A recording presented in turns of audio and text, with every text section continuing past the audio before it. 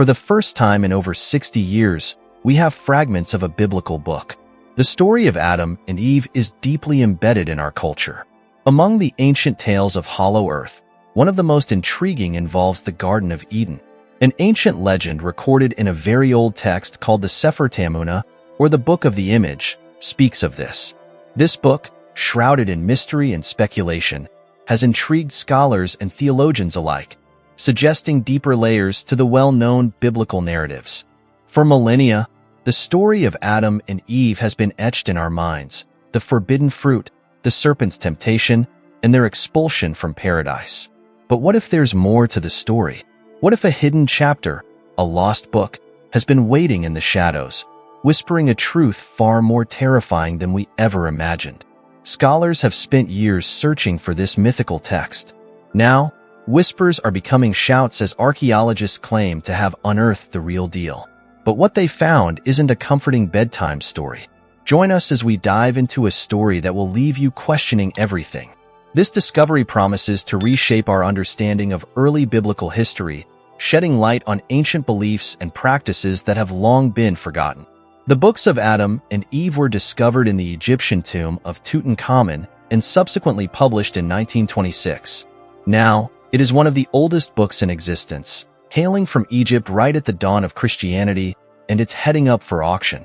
This book discusses the experiences of the well-known characters from Genesis following their expulsion from the Garden of Eden. Despite debates over the dates and authenticity of their purported antiquity, the books of Adam and Eve demonstrate an underlying set of prehistoric beliefs. The Apocalypse of Moses is the Greek title given to this book, which Paul must have encountered in some form since it is mentioned in 2 Corinthians. This connection to early Christian texts provides a fascinating link between different traditions and interpretations of these foundational stories. The original story was presented as a revelation to Moses, but the Latin version starts with an English translation. Although the exact date of the story's creation is unknown, scholars generally agree it was written in the 1st century CE in a Semitic language, but might have been told long before being recorded in writing. Primary Latin textual sources date from the 9th, 10th, and 12th centuries. This work's history has not been well recorded because it was thought to be pseudepigraphical. A collection of historically accurate but fictitious biblical works is known as the Pseudepigrapha. This book was left out of the Holy Bible compilation due to its stigma. Even though some consider it pseudepigraphical, it offers important context and understanding of historical events. This book is an oral history passed down from generation to generation, connecting the creation of the first human life to the moment someone decided to record it. Stay tuned. The story is just getting interesting. As we delve deeper, we uncover the rich tapestry of myths and legends that have shaped religious thought for centuries. The Book of Adam and Eve is reportedly a written account of what happened after Adam and Eve were driven from the Garden of Eden. It is also known as the contradiction of Adam and Eve, or the conflict of Adam and Eve with Satan. Satan told Adam and Eve that the fruit was actually good for them, but God didn't want them to have it. Satan was trying to convince Adam and Eve that God could not be trusted.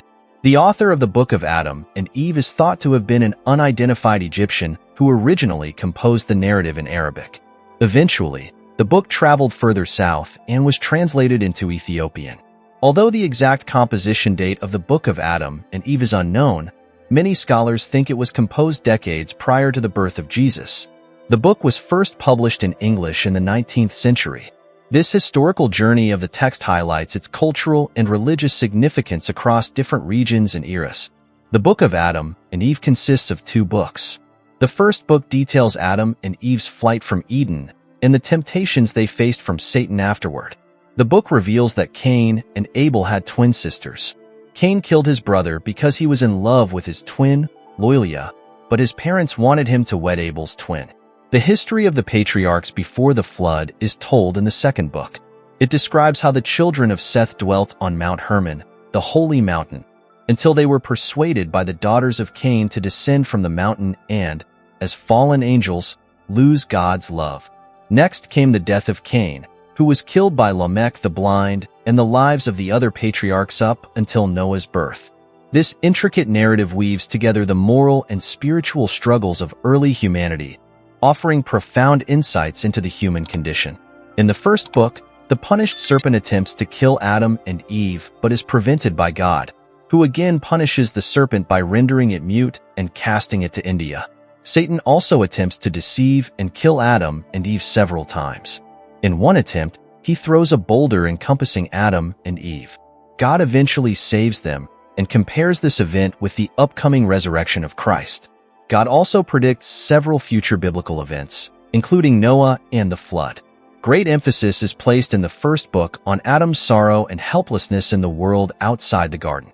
This portrayal of Adam's vulnerability and his reliance on divine intervention are the themes of repentance and redemption.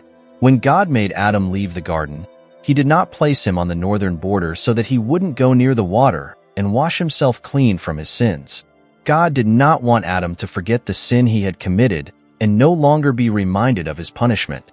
Similarly, God did not put Adam on the southern side of the garden so he wouldn't smell the sweet aroma of the trees and find comfort there. Instead, God made Adam dwell on the western border of the garden where the earth is vast. He commanded Adam to dwell in a cave called the Cave of Treasures below the garden. This geographical placement symbolizes the ongoing struggle and separation from divine grace, a theme central to the human experience of exile and longing. When Adam and Eve left the garden, they walked the grounds on their feet, not knowing where they were treading.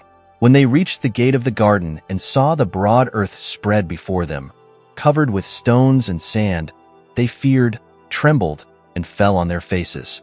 Having been in the garden, beautifully planted with trees, they found themselves in a strange land. God took pity on them, raised them from their fallen state, and sent his word to them. Adam and Eve wept after coming out of the garden. Adam, looking at his altered flesh, wept bitterly. They walked gently down into the Cave of Treasures, where Adam lamented the cave's conditions compared to the garden. He bowed to God's orders and entered the cave, understanding that disobedience would again bring punishment. This poignant moment of realization and acceptance marks a significant turning point in their journey. On the morning of the 43rd day, Adam and Eve came out of the cave sorrowful and weeping, their bodies lean and parched from hunger, thirst, fasting, and their heavy sorrow over their transgression. They prayed to God for forgiveness on a mountain west of the garden. God, seeing their repentance, sent a cherub to give them 2 figs from the garden. Adam and Eve took the figs, recognizing them as the fruits of the trees they had hidden themselves in. Satan and his hosts then tried to deceive them by transforming into beautiful maidens and their families, claiming Adam and Eve should wed and have children as they did. Adam, wary of Satan's deception, prayed to God for guidance. This episode highlights the continuous spiritual battle and the importance of vigilance and faith. God approved of Adam's cautiousness and sent angels with gifts of gold, incense, and myrrh to signify respect for Adam's wedding to Eve. The angels instructed Adam to betroth Eve and give her the gifts, then fast and pray for 40 days and nights before coming together. Adam and Eve obeyed, and their union was blessed. They had children, including Cain and Abel, and their story continued with trials and blessings. This divine endorsement of their marriage and the ritualistic preparations emphasized the sanctity and significance of their union. The Book of Adam and Eve contrasts significantly with the Book of Genesis, offering a different perspective on creation, the fall, and the nature of humanity. While Genesis is central to Judaism and Christianity, depicting a majestic and orderly creation process and emphasizing humanity's unique place within creation, the Book of Adam and Eve focuses more on psychological motivations, the introduction of shame, and suffering into the world.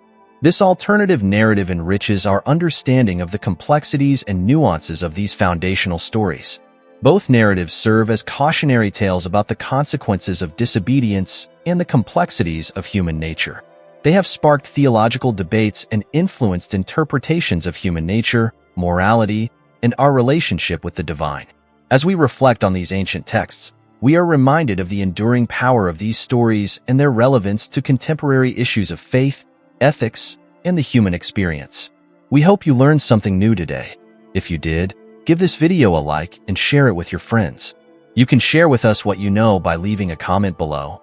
And don't forget to subscribe to our channel for more informative and entertaining content. Thank you so much, and see you next time.